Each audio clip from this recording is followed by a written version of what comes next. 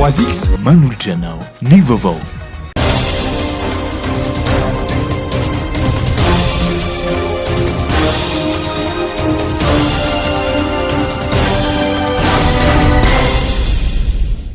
Faly tafahoana aminao indray amin'izao ora sy fotoana izao, mankasitraka anao hatrany mbola manjoy ny fahitalavitra MaTV. Mpanajana no anasako anao anaraka ny fampalalam-baovao hatramin'ny farany. Nanatanteraka fitsidiana tany amin'ny faritra Iorombe ny filoham-pirenena omaly ary nitohy androany. Omaly dia nandalo tao Iakora ny filoham-pirenena ka anisan'ny foto-drafitrasa lehibe notokanany tamin'izany ny base opérationnelle avancée ao Iakora. Eo amin'ny sariny Tsira Kotorsan. Faritra voasokajy mena amin'ny tsy fandriam-pahalemana sy ny asandalo ny distrikan'ny Akora izay tafiditra ao anatin'ny zone de défense et de sécurité ZDS Andringitra. Ary ao anatin'ny fanavaozana ny rafitra ny folo alindasa sady fametrahana tafika manakaiky ny vahoaka. Napetraka ao Iakora ny base opérationnelle avancée izay itobin'ny andiatafika manatanteraka asa fampandriana fahalemana. Miaramila hatrany amin'ny valopolo manana traikefa amin'ny ady amin'ny tsy fandriam-pahalemana no apetraka eto ary misy ny fitaovana raitra toy ny blindé sy helikoptera no anisany ampiasain'izy ireo. Nambaran'ny filoham-pirenena fa velirano voalohany ny fametrahana fandriam-pahalemana ary tanjona ny isian'ny fandriam-pahalemana manerana ny nosy hatramin'ny taona 2020 sy 2020. Anisan'ny velirano voalohany ao anatin'ny velirano natao tamin'ny vahoaka malagasy ny fametrahana ny fandriam-pahalemana manakaiky ny vahoaka. Zay mahatonga antsika eto androany satria izao foto-drafitrasa otokanantsika izao ny hoe BOA dia na ny base opérationnelle avancée dia foto-drafitrasa hoentsika mba ejivana amin'ny tsy fandriam-pahalemana, ejivana amin'ny asandahalo mba ahafahantsika mamongotra hatrany fakana izany asandahalo zany. Ny zavatra atotanisa eo am-pelantanana ankehitriny dia atao anatin'izay roa taona sy tapany latsaka kely zay dia niena 500 ny asandahalo manerana ny nosy. Tsy tsapan'ny olona tsy miaina an'izany zany fa ny olona miaina ao anatin'ny tsy fandriam-pahalemana dia araka ny fitenenana hoe mandry andriranantsy, misy mitsoka an-tanàna, misy no lasa ny fananana ny oby maro isan-karazany. Zay ny zavatra mahatonga antsika eto androany satria izao foto-drafitrasa zao dia ipetraka hoentsika mba hampandry fahalemana mipetraka ho an'ny vahoaka ny Akora. Ka mino sy manantena fa ho foana ny asandahalo aty amin'ny district ny Akora sy ny manodidina ary zay ny tanjona operantsika eto ampilasy Topovary. Fanambiany koa ny amorona asa ho an'ny tanora ny fisian'ny zone de défense et de sécurité ZDS. Rehefa ipetraka maritra eto ny vata maramila dia aleontsika mba mamorona asa ihany koa ho an'ny tanora zay maniry ho maramila aty amin'ny Akora, aty amin'ny faritra sy district manodidina. Ny recrutement faobe zay ho atao ary anisan'izany dia ny aty amin'ny district rehetra dia isy ho teneniny Andriamatoa Minisitra ny isan'izany fa ny hitandro ny filaminana amin'itony BOA itony dia isy ny fanaovana recrutement na ny fakana ny tanora zay tsy anasa mba hiasa ho fanina maramila mba ho matianina ary hitondra ny fandriam-pahalemana mandritra ny faritra rehetrarehetra aty atsimo indrindra fa eto Iorombe aty Iakora Topoklaso Topovary. Tao anatin'ny 2020 taona dia tsy nisy filoham-pirenena tonga nitsidika teto.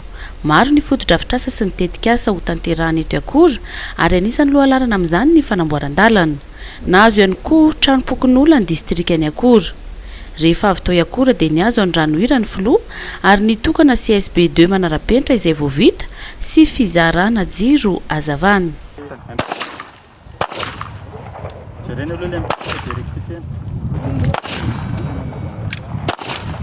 Miisa 3 indray ireo namoy ny ainy vokatry ny valanaretina Covid-19 ka niray tamin'ireo no teto amin'ny faritra Analamanga araka ny tatitra avy amin'ny ministeran'ny fahasalamam-bahoaka. 770 ireo tranga vaovao tao anatin'ny fitiliana miisa 120 270 kosa ireo sitrana somatsara tao anatin'ny 420 ora farany. Ary ao avy hatrany indray ny tatitry ny ministeran'ny fahasalamam-bahoaka mikasika ny fivoaran'ny valanaretina Covid-19 eto Madagasikara. Izay hatrany dia 3 ireo namoy ainy, 120 kosa ny isan'ny fitiliana vita. Olona 570 no mbola manaraka fitsaboana amin'izao fotoana izao, ka ny 130 amin'ireo no ao anatin'ny forma gravy. Nanomboka ny 13 Martsa 2020 hatramin'ny 20 May 2020 dia olona 290 sy 4 alina no efa nitondra ny tsimok'aretina Covid-19. Enina amin'ny 570 sy 7 sy 3 alina ny olona sitrana, izay manome tady 5,3 enina amin'ny 20 sy 700 ireo namoy ainy, izay manome tady 2,3 sy 20 sy 700 sy 7 sy 9 alina sy 1 hetsy kosa ny isan'ny fitiliana vita. Toy izao ny fitsinjarana isa-patra natotanisa ho an'ny 20 May 2020. Analamanga 900 ny tranga vaovao sy 90 ireo sitrana, 1 namoy ainy. Atsinanana 2 sitrana, Diana 4 ny tranga vaovao, Aloatra Mangoro 9 ny tranga vaovao, 12 ny sitrana, Matsiatra Ambony 3 ny tranga vaovao, 3 ny sitrana, 1 namoy ainy. Boeny 1 ny tranga vaovao, 5 ny sitrana. Vakinakaratra 7 ireo tranga vaovao, 1 ny sitrana. Atsimo Andrefana 7 ny tranga vaovao, 420 ny sitrana, 1 namoy ainy. Vatovavy Vinany 3 ny tranga vaovao, 410 ny sitrana. Menabe 1 ny tranga vaovao, 5 no sitrana. Amoron'ny Mani 30 ireo tranga vaovao. Analanjirofo 1 ny sitrana. Anosy 1 ny tranga vaovao. Iorombe 1 ny tranga vaovao. Itasy 3 ny tranga vaovao. Atsimo Atsinanana 1 ny sitrana. Sofia 4 ny sitrana. Ho an'ny faritra Analamanga manokana, distrika Nambodratrimo 4 ireo tranga vaovao. Antananarivo Atsimondrano 10 ireo tranga vaovao. Antananarivo Avaradrano 7 ny tranga vaovao. Antananarivo Renivohitra 17 ireo tranga vaovao. Antsorobe 1 ny tranga vaovao. Andramasina 2 ireo tranga vaovao. Raha tambatra ireo atotanisa ireo dia 770 ireo tranga vaovao, 170 ireo olona sitrana ary 3 ny namoy ainy ho an'ny daty ny 20 May 2020. Nandefa iraka any Fianarantsoa anatotosa fanadihadiana lalina mikasika ny nahafatesan'ny Dr Asna Rahery Mandimby, mpampianatra ao amin'ny faculté de médecine any an-toerana sy manana andraikitra ao amin'ny CHU Tambohobe ny ministeran'ny fahasalamam-bahoaka. Araka ny angom-baovao dia nodimandry iray andro tao aorian'ny nanaovan'ny vaksiny fanefitry ny Covid-19 ity mpitsabo ity. Nambaran'ireo mpitsabo mpiara-miasa aminy fa manana aretina mitaiza izy ka mbola tsy fantatra marina hatreto ny tena antony nahafaty azy. Raha ny angom-baovao hatrany dia mbola salama tsara izy ny maraina ny fo ary mbola navita nanao fanatanjahantena no nindosin'ny fahafatesana tampoka omaly tamin'ny 9 vora teo eo. Ireo torohevitra omen'ny mpitsabo entina hiatrehana ny fotoanan'ny atsika izay efa manomboka diavintsika izao no arahintsika amin'ity fanadihadiana ity eo amin'ny sarin'ny Mamra Samuely. Efa miditra amin'ny fotoanan'ny atsika isika amin'izao fotoana izay mampirongatra ny aretin'ny taovam-pisefoina toy ny sery, kohaka ary ny gripa. Ilaina hatrany ny mitandrim-batana sy manaja ireo fepetra rehetra ahafahana misoroka izany aretina izany raha ny nambaran'ireo mpitsabo. Rehefa tamin'ny andro mafana be dia sady misokana dia mitazona tena betsaka amin'io satria velona moka amin'io.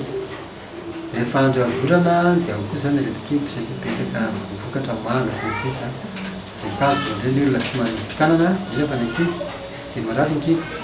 Fa rehefa amin'ny andro rina indray dia ny aretin'ny taovam-pisefoina ny tena betsaka.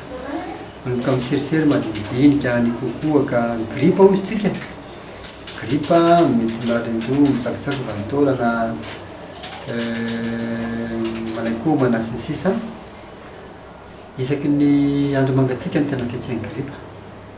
Ary eo mampirongatra an'ilay izy satria rehefa mangatsika koa ny andro dia misy ndandelo sy ny sisa izay vao mainka mampianaka an'izay gripa zay tokony zany ny ataontsika irovana amin'izany a dia mila manana fiainana ara-pahasalamana amin'ny ankapobeny zany tokony ao amin'ny torimasotsika dia ao tsy amin'ny torimaso ny olona dia mora retraka dia mora marefo zany ny olona tokony manao zavatana koa zany tsika mandeha tongotra mampatanjaka ny dia tongotra mahatsara fandevonan-kanina mahasalamany lalandrasy mifoa mampatanjaka amin'ny ankapobeny zany tokony isotro rano koa tsika ray litra isan'andro amin'ny olona efa kilao eo manatombo zay raha manatombo ny lanja mety meny zay raha mena ny lanja dia ny trano tokony ho azony andro tsara tokony ho azony rivotra fa ny trano mikipoka mety lava mampikoaka dia ny trano koa tokony diovina tsy izy fofoka ao amin'ny efitra hafaliana tokony tsy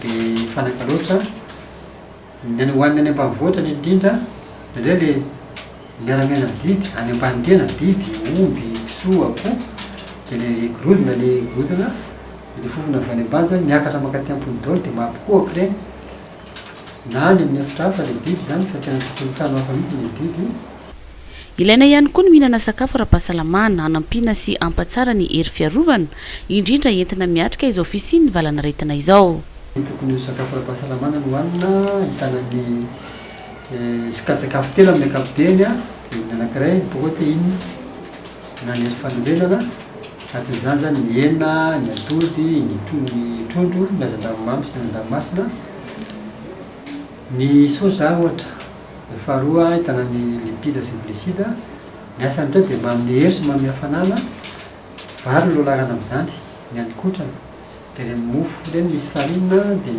paty ireny a dia ny menaka avy misy zava-maniry moa tena tsara indrindra ny farany a izay tsy ampanjavatra dia reny voankazo sy legioma misy karazany hoy tsika hoe voankazo maro loko tsy haiko ny raiky lao no hoanina fa misy karazany maromaro ohatra ty teny amiko ty a tongolo gasy asiny anankiroa tongolo gros-oignon ohatra arakaraka izay lanitsika eo mety atsasany mety anankiray ny sakamalao any centimetre eo raha mazaka hoanina vary maraina ny voasarimakirana ray na roa arakaraka ny ranony ny tantely a dia rasotro isan'andro tantely io tena mitovy amina multivitamine satria zava-maniry be dia be zany no ambonin'ny tantely anambaran'ny tantely a dia ankoatran'izay ny akondro ny goavy ny paoma poara sy ny sisa ireo voankazo ireo a mahatsara ny fiarovana mahatsara ny fandevonan-kanina raha ohatra vy ndesantsika dia hoe miaro ny vy tsy ho arafesina zany hoe miaro ny sela zany mba tsy ho antitra vetivety zany azo atao tsara ihany koa ny mitandrina amin'ny fanaovana akanjo mafana amin'izao fotoany atsika izao mba tsy ampietsika ireo aretin'ny taova-pisefony Araka ny fanazavana nentin'ny préfet de police n'Antananarivo ny jeneraly Ravelonarivo Angelo fiboana ny andron'ny sabotsy sy alahady ho an'ny distrika efatra eto Analamanga Antananarivo renivohitra Antsimondrano Avaradrano ary Ambohidratrimo ny andindin'izay avy hatrany eo amin'ny sariny tsira Kotorsan fiboana ny andron'ny sabotsy sy alahady ho an'ny distrika efatra eto Analamanga Antananarivo renivohitra Antsimondrano Avaradrano ary Ambohidratrimo mikatona avokoa ny fiangonana amin'ireo distrika ireo raha toa ka misokatra izany ao ny distrika hafa araka ny fanazavana no hoe tsy ny préfet de police n'Antananarivo ny jeneraly Ravelonarivo Angelo. Ny fepetra moa zany mandritra ny week-end sabotsy lahady mitovy ny tamin'ny heriny any confinement total atsika ny fiangonana amin'ny alahady zany ho an'ireo distrika zay tsy mihiboka zany dia misokatra ny fiangonana fa raha fa zay voalazan'ny prime ministre kosa hoe mihiboka dia tsisy fiangonana misokatra zay zany ny momba ny amin'ny lahady. Mikasika ny alatsinain'ny Pentecôte manokana nambaran'ny préfet de police fa tsisy ny fitsangatsanganana mahazatra na dia malalaka aza ny fivezivezena ary tsy azo atao ny fitangoronana. Ny alatsinainy moa zany dia entanina toy ny tamin'ny paka ihany hoe oka tsy voaboaka tsika rehetrarehetra fa mbola ao anatin'ny fiboana ny mivoaka n'Analamanga moa zany dia mazava ho azy fa tsy tsisy mahazo mivoaka tsy maintsy mahazo autorisation zay vao mahazo mivoaka nalamanga ho an'izay hoe le tsangatsangana. Ny fitsangatsanganany ety moa zany dia aty anatin'ny nalamanga zany iny moa voalazan'ny prime ministre hoe tsy azo atao ny mivorivory ka raha vao misy fivorivoriana zany dia efa tsy azo atao zany dia tsy maintsy mamparitaka ny mpitandro ny filaminana moa zany mamparitaka mitenenina tsotra moa zany fa tsy le fanaparitahana ohatrany isan'andro dia zay zany tsy maintsy fipetra niraisa. Toy ny isan'andro malalaka ny fivezivezena ary afaka misokatra ny tsena ny andro ny alatsinainy Pentecote raha ny fanazavana izay noentsiny avy eo anivon'ny préfecture de police d'Antananarivo. 3X, de l'énergie en canette, au goût très frais, pour booster tous les grands moments de ta journée. 3 fois plus d'énergie pour ne plus t'arrêter. 3X, triple ta force. Oh, encore? Panne de courant? Arrêt de production? Arrêt de chantier? Et même plus? Pour tous ces problèmes d'énergie, notre solution, les groupes électrogènes CGM 100% italien avec moteur original. Puissance à partir de 10 kVA, garantie 1 an, SAV de qualité. Fini les coupures, soyez autonome. Batimax, la qualité au meilleur prix. Na dia ao anatin'izao ame anara-pahasalamana izao aza dia tsy vitsy ireo fiangonana no nanamarika ny Pentecoste tao anatin'ny herinandro masina varahintsika ny sary. Fotoan-dehibe ho an'ny kristiana ny Pentecoste izay andro ny latsan'ny fanahy masina tamin'ireo apôstôly ny tompo. Na dia ao anatin'izao ame anara-pahasalamana izao aza dia tsy vitsy ireo fiangonana manamarika izany tao anatin'ny herinandro masina. Ho an'ny fiangonana FJKM ambony loha Jerosalemako dia nanatanteraka izany izy ireo nandritra ity herinandro ity tao anatin'ny fanajana tanteraka ny fepetra-sakana ara-pahasalamana. Anisany nitondra ny fampiarezana ny mpino Ramatoa Solardzao Perla izay katekista ao amin'ity fiangonana ity. Fa toy izao no nitiavan'Andriamanitra izao tontolo izao nomeny ny zanan'ilay tokana mba tsy hisy ho very izay rehetra mino azy fa hanana fiainana mandrakizay. Ary rehefa nilatsaka tamin'ireo apôstôly voalohany ny fanahy masina, samy feno hery izy rehetra ary samy niazakazaka nitory ny vaovao mahafaly na nokatra ny vavany na mpiasa ny lelany hitaomana ny olona hibebaka. Ary tadidinao angamba fa ndray andro fotsiny dia 3,000 ny olona nibebaka hibebaka hanatona andray an' Jesosy tompo sy mpamonjy ny fiainany ary niasa tamin'ny fahamarinana fa tsy mba nanao tahaka ireo fariseo sasany sy mpanora-dalàna izay nanambara tamin'ny vavany ihany koa fa hafa kosa ny asa no tanterahany. Ny antony satria tsy mba nanaiky andiny tena, tsy mba nety ny bebaka sy ny aikeloka ary nanamary tena mandrakariva hanika tsy mba nandray ny hery ny fanahy masina. Ary ny ampangan' Jesosy Kristy aza nge ny sasany hoe nanana ny fanahany Belzeboba indray zany nakinga ny fariseo sy ny mpanora-dalàna sasantsasany. Zany hoe raha hotsorina dia ny teny ratsy sy ny fanahy masina. Ary fanambaran'ny tompo fa tsy ahazo famelan-keloka izay rehetra miteny ratsy ny fanahy masina. Nambarany ihany koa fa ny asan'ny fanahy masina dia manova ny olona andeha amin'ny fahamarinana, fahamarinana ihany hoy ny tenany no manandratra ny firenena. Nanomboka androany ny fizarana ny vatsy arabola avy amin'ny fanjakana ho an'ireo mponina sahirana sy marefo ara-pivelomana ao anatin'ilay tetikasa ankonana miarina. Isan'ny sitraka izany ireo mponina avy etsy amin'ny fokontany ankasina sy ny manodidina. Tsara fahatongavana ny toana arabola avy amin'ny fanjakana amin'izao akatoky ny fetin'ny Pentecoste izao ireo mponina sahirana ara-pivelomana tonga tetsy amin'ny Malakama ny sitraka ny vatsy arabola sy ny tantsoroka ho an'ny ankonana marefo. Tafiditra indrindra amin'ilay tetikasa ankonana miarina iarahana mifidy sy ny fitondram-panjakana izao fanampiana ny olona sahirana izao vokatry ny valina retina a Covid-19. Ankonana mahery ny arivo avy eny amin'ny fokontany ankasana sy ny manodidina no ny sitraka izany androany. Anisan'ny lenazy tokoa izy ity moa zany raha ohatra ny nenazy zao ao amin'le resaka sakafo zany no tena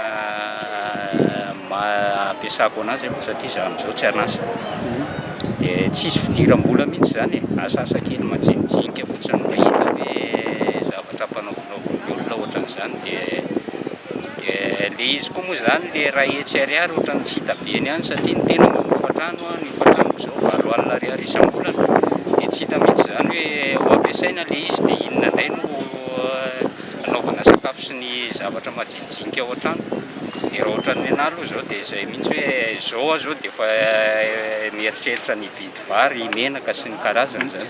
Ny vola zao dia hikarakarana tokantrano dia andoavana jiro dia atao sakafo zany. Ianao zao firy mianaka? Izay mivady dia miaraka amin'ny zanany zavitriko anankiroa. Efatra. Finaritra amin'ny fahitana azy satria mba mahala an'ilay fahasahiranana. Satria hitanao fasahirana ilay amin'izao fotoanandro dia mba afaka zany izao aloha. Androany no nanomboka ny fizarana izao vatsy ara-bola izao ka isan'ny sitraka izany ireo mponina atetsy amin'ny fokontany Akasina sy ny manodidina. Marihina fa 5 alina ariary isam-bolana mandritra ny enim-bolana ity tohana ho an'ny ankonana miarina ity ka 2 hetsy ariary no niraisin'izy ireo tamin'ity androany ity satria tsy nisy ny fizarana tamin'ny iray volana lasa.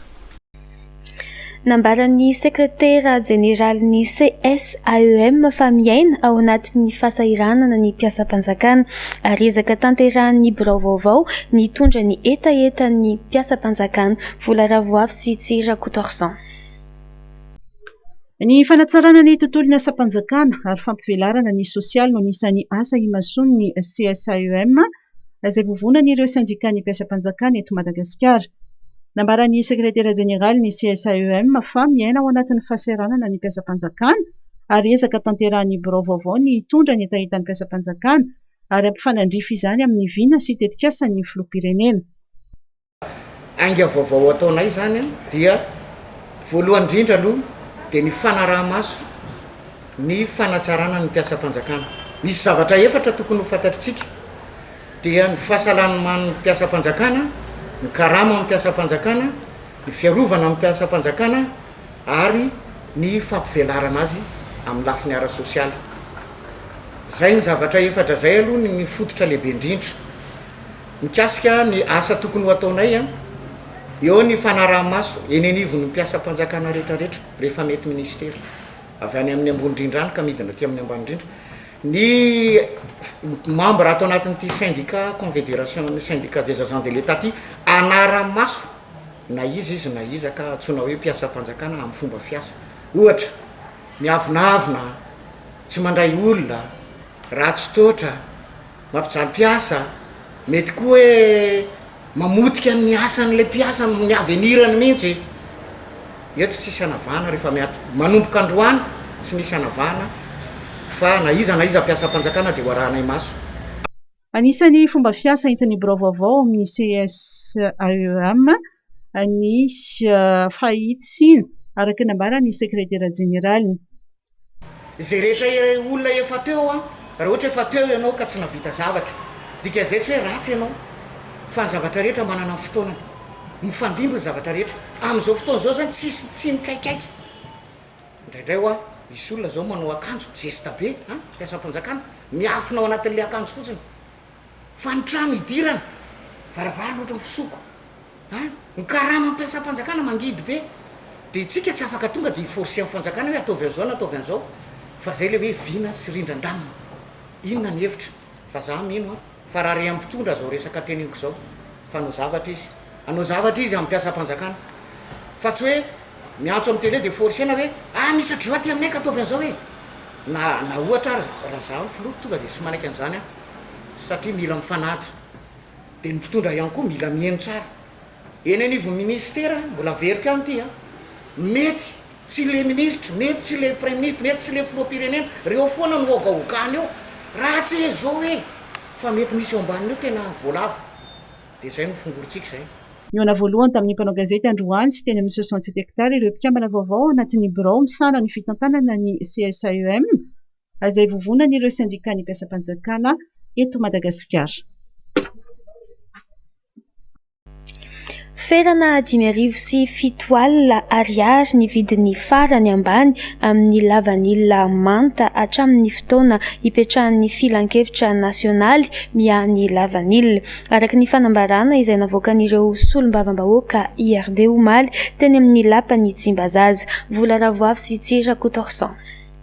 Araka ity fagnambarana izay ataonay eto ity, izay malagasy rehetra na izay mpamboly sy mpikirakira lavanily maheno ity fanambarana ity dia tokony hanaraka ity izay vidiny nambaranay teo 5,7 aligny ity agny amin'ny toerana izay efa manomboka izany fiotazana lavanily amin'izao fotoana zao.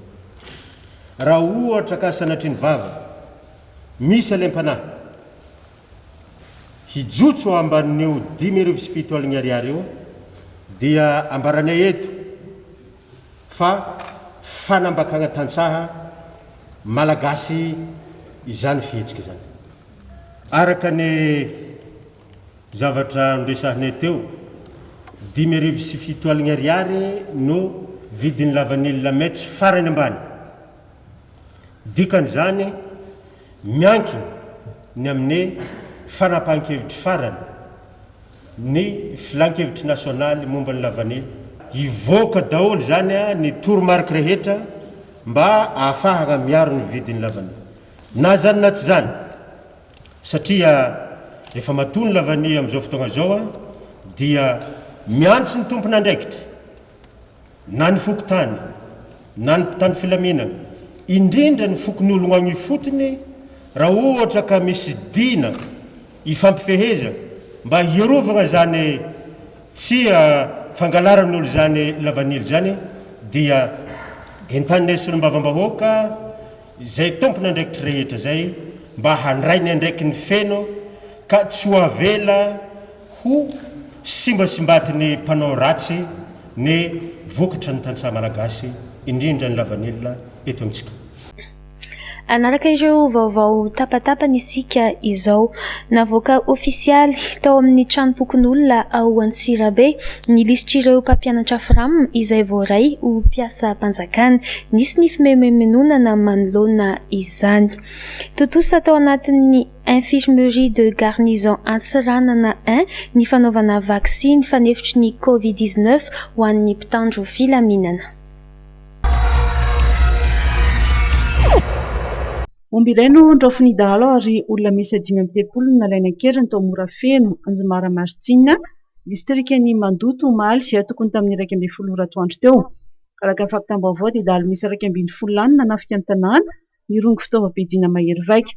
Nizotra ny anavaratra andrefana ny dian'ireo dahalo rehefa avy nangalatromby. Tena nataony ho takalinaina tsy hanarahana azy ireo mihitsy ireo olona nentiny satria dia isaky ny mahavita lalana 2 kilometatra eo ireo dahalo dia namotsitra olona iray aloha. Navototra izy ireo avokoa ireo takalinaina no tonga teo amin'ny toerana manasaraka ny vakinankaratra sy Tsoromanjijy. Mbola nakarohiny ireo ombivery androany. Fimenenonana tsy nisy takizany ny andreo mpampianatra FRAM avy amin'ny fifampihadidim-pampianarana Antsirabe faharoa rehefa navoaka ofisialy teo amin'ny tranopokon'olona ao Antsirabe ny lisitry ireo mpampianatra FRAM izay voaray ho mpiasa mpanjakana. Tsy araka ny napozin'izy ireo mantsy ny zava-nisy. Raha ny fanazavana nomen'izy ireo dia nampidinina ho antsasany be izao anisan'ireo mpampianatra FRAM noraisina ho mpiasa mpanjakana mita amin'ireo isa noraisina tamin'ny andiany rehetra teo aloha. Rehefa andiany fahavalo sy fahafito no izay nivoaka ofisialy izay, saingy dia niena be tokoa ny isan'ireo voaray satria raha ny andiany faha-enina fotsiny izay noraisin'izy ireo ohatra dia tafakatra 200 mahery ireo mpampianatra FRAM noraisina ho mpiasa mpanjakana. Ity andian-droa mitambatra ity anefa dia tsy nisy afa-tsy 100 mahery monja no voaray nefa andian-droa be izao no navoaka ofisialy. Tovolahy iray 17 taona no voasambotra tao Ambohitsambaina, Fokotany Ambatomitsangana, komini Behenjy, distrikana Ambatolampy, faritra Vakinankaratra ny talata lasa teo no ny fanankerany sofina lehilahy lehibe iray. Nately nitsotro izao ny rimbina tamin'ilay sofina araka nambarany ireo nanatry maso. Tsy vitan'izay ihany fa ny mason'ilay rangahy lehibe indray no nisikiriny saika hohanina. Tonga aikana ny fokon'olona nanavitra ilay naratra dia nisambotra ilay tovolahy ary nentina namonjy ny CSBA ao Ambato ilay naratra rehefa nofotoran'ireo nanatry maso ilay tovolahy dia nilaza fa tsy nety nihinana ny mangazy tao anaty vilany izay noloaviny ilay rangahy no antony nanaovany izany. Niaiky ihany koa izy fa noho ny rongony nofoany efa herinandro izay no nahatonga azy verivery saina. Totosa tao amin'ny infirmerie de garnison Antsiranana voalohany ny fanaovana vaksiny fanefitry ny Covid-19 ho an'ny mpitandro ny filaminana ny antoerana ny 17 Mey ka hatramin'ny omaly 20 Mey. 8,3 ny isandreo natao vaksiny ka anisan'izany ny komandy ny falim-piarovana sy fandriam-pahalemana Ankarana ny Général Montrouge John Fitzgerald. Ao anatin'ny fanajana ny fepetra ara-pahasalamana tanteraka no nanokafana ny firaketan-draharaha ny fitsarana ambaratonga voalohany ny fandraisana ireo raharaha vaovao izay sahan'izy ireo. Manentana ireo manan-draharaha eny an-toeran'izy ireo mba hanantona an'izy ireo mivantana ny tompon'andraikitra mba hialana amin'ireo mpijirika. Jemima Radaniel sy Tsira Kotorsan. Efa mandray ireo raharaha vaovao na antota taratasy ny eo anivon'ny firaketan-draharaha ny fitsarana ambaratonga voalohany eto Antananarivo nanomboka ny 17 ny volana Mey lasa teo. Ireo fangatahana maro samihafa no tena be mpanao amin'izao.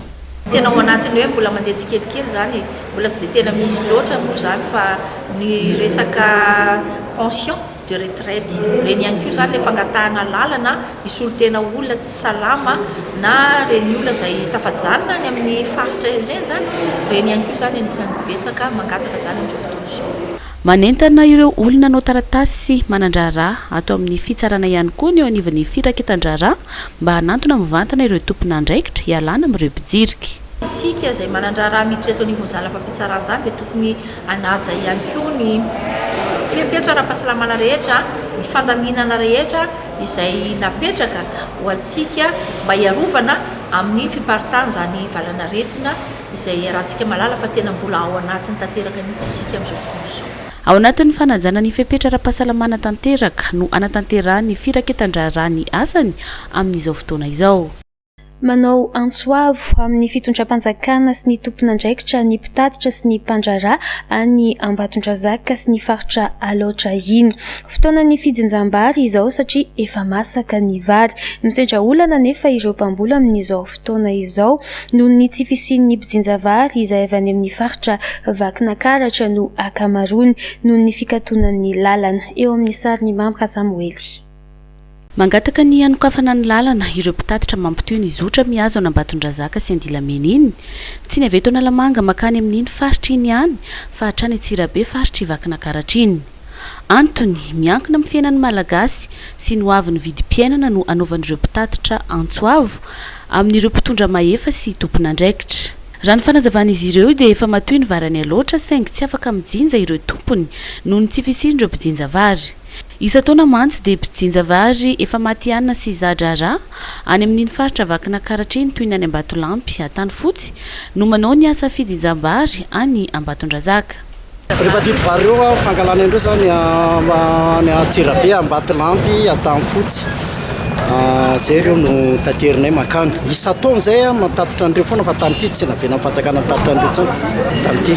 Ny fetraikany dia mety dangana be ny vidim-bary satria fahatantokaray lavaka be no amin'ny mpamboly dia misy fetraikany ho an'ny vahoaka mihitsy zavatra zay aloha. Ireo no efa zatra raha manao an'ilay asany satria raha nitaontsika hoe ny zatovy amin'ilay tanàna tsy maharaka tsy mavitavitany zareo any.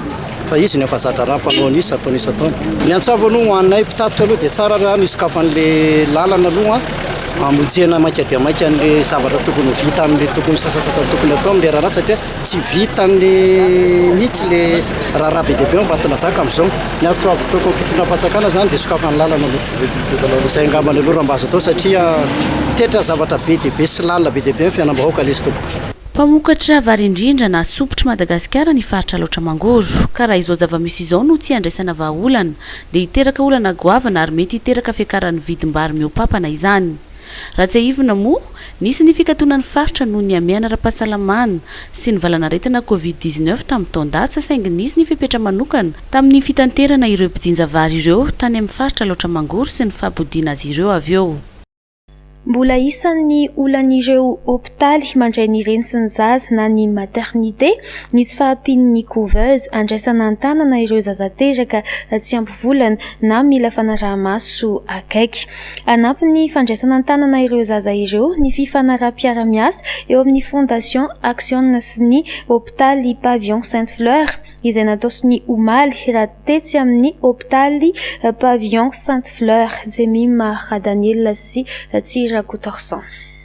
Telo hatramin'ny 500 ny zazateraka izay manome salanisa 200 hatramin'ny 500 ny zazateraka ao amin'ny hôpitaly Pavillon Sainte-Fleur etsy amin'ny hôpitaly Andravoahangy Andrenavalona no teraka tsy ampy volana na prématuré na ihany koa mila fanaraha-maso manokana ka atao anaty couveuse. Fitaovana tena ilaina araka izany ny couveuse entina andraisana tanana ireo zazakely tena mila izany. Anampy ny fandraisana tanana ireo zaza tena mila izany ao amin'ity hôpitaly ity ny fifanaraha-piara-miasa eo amin'ny hôpitaly Pavillon Sainte-Fleur sy ny fondation Action. Tombotsoanay moa zany ny fiara-miasa efa nilazaina teo ny andraikitray manokana zany dia ny ara-pitsaboana. Io centre anankiray vaovao anay ilay satria efa manana centre mpiara-miasa ihany zahay zany fa io zany vaovao anay ny centre Nosy-Zato. Misy 12 araka ny tenen'ny directeur teo no centre mpiara-miasa aminay dia raisinay tanana maimaimpoana fantatritsika efa ny laharam-pahamehan'ny fanjakana dia momba ny reny sy ny zaza misy hatra ny fahasalamana zany dia mandray anjara be amin'izany zay mba hananan'ireo renireo fiterahana tsisy fahasarotana zay nga mantanjana mba hahatonga ny zaza ho salama tsara ihany koa. Zany hoe fiahina ny reny sy ny zaza zany dia izay mba anjaran'ny Pavillon Sainte-Fleur amin'ny fiara-miasa amin'ny fondation io. Dia eo anatrehan'izay moa zany misy an'ireo fitaovana maro samihafa izay anampiana satria vao nanokatra ny tarina ny fandraisana an'ireo zaza tsy ampy volana, zaza mila fanaraha-maso dia amin'ny toerana vaovaovany sy ny fanitarana zany dia mbola maro dia maro ireo fitaovana ilaina mbola tsy ampy anatin'izy dia isaoranay be da be ny fondation Action izay nanampy be da be anay amin'ny fampitaovana maro samihafa zay. Fa tanjona ao anatin'ity fiara-miasa teo amin'ny Pavillon Sainte-Fleur sy ny fondation Action izay vao avy natao sy ny omaly ity ihany koa ny anampy ireo vehivavy sahirana eny amin'ireo ivon-toeram-pitsaboana miisa 12 izay iasan'ny fondation Action ka afaka iteraka eto amin'ny Pavillon Sainte-Fleur. Ny fiara-miasa zany dia natao mihitsy hoe izay olona tahiny ny fondation Action ny miara-miasa ny association miara-miasa aminay ny centre d'essence AIM miaraka aminay izay vehivavy bevoka ao anatin'le centre zany dia afaka mandeha ao amin'le mankasitraka le fiara-miasa zany hoe raisin'ny Pavillon Sainte-Fleur ny fandraisana ny zareo maimaimpoana. Raha enina teo aloha ny couveuse nisy teto amin'ny Pavillon Sainte-Fleur amin'izao nisy ny fanitarana ny hôpitaly ho an'ny reny sy ny zaza eto toerana izao dia afaka mandray zaza anaty couveuse miisa 320 ny hôpitaly. Marina fa zaza 300 eo isan-taona no teraka ato amin'ity hôpitaly ity ary 500 ny isan'ireo reny nandalo fandidiana teo am-piterahana na natao césarienne.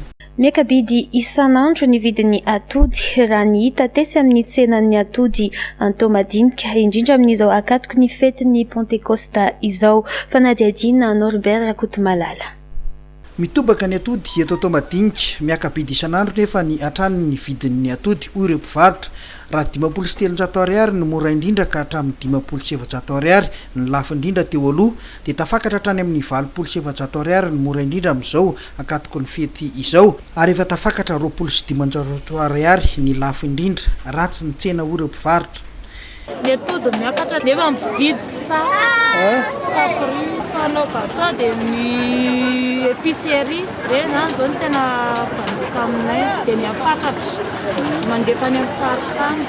Miainga amin'izay angalana azy eto amin'ireto mpamongady ireto ihany no ivarotanay eny amin'ny épicerie hoy ireo mpanjara. Raha mahalafo atody 10 amin'ny 100 ao anatin'ny herinandro dia efa azo lazaina ho mandeha ny tsena hoy ireo mpanjifa. Panjara misy zao raha amin'ny arakaraky lehibe an'le atody ho azy zao le izy. Raha ohatra zao midina arakaraky ny aty amin'ny folo be zany ohatra hoe midina ny atody aty dia ny épicerie zany mba midina torak'izay le izy. Za koa raha zao manontany tena hoe amin'le fety miakatra ve ny karan'le izy fa ny tsena zany eo malafo folo anao zany ohatrana zao todijatona nlaiko herinandro voalano ohatsohatsy ireo mpanjifa avy any amin'ny faritany no tena mividy ny atody avidy antomadinika o ireo mpivarotra. Mpilalao malagasy faharoa taorian'ny Roma Metanir ilalao any États-Unis i Ryan Ravelson. Ny club Los Angeles Galaxy no nahazo azy rehefa nifampitadiavan'ireo club maro tao Europa. Ny tombo isa ny mpilalaon'ny Barea de Madagasikara mila ravinahitra ny États-Unis rehefa nifampitadiavan'ireo kluba lehibe tao Europa i Ryan Ravelson dia fantatr' zao fa ny kluban'ny Los Angeles Galaxy no nahazo azy. Taorian'ny Romain Metanira dia i Ryan Ravelson indray zany no ilalao any MLS isan'ny kluba manana ny maizy azy any États-Unis Los Angeles Galaxy. Raha antsehivina ny momba ity kluba ilalaovan'ny Ryan Ravelson ity dia inefatra nefa nahazo ny MLS tamin'ny taona 2022, 2023, 2024 ary ny 2025. Nefatra ihany koa izy ireo nefa nandrombaka ny MLS Supporter Shield ny taona 27 2022, 2023, indro kosa no nandrombaka ny amboarany États-Unis. Isan'ny mpilalao mbola tanory Ryan Ravelson izay vao 4 taona monja tanany toerany irakiraka piaro sy mpanafika ary isan'ny napidi-baolina tao amin'ny Barea de Madagasikara. Dia iny vaovao ara-panatanjahanteny ihany koa no entiko manakatona ny fampalalam-baovao amin'ity takariva ity. Mankasitraka anao nanaraka izany hatramin'ny farany, manome fotoananao amin'ny manaraka indray. Felomadoko. 3X nanolotra anao teo ny vaovao.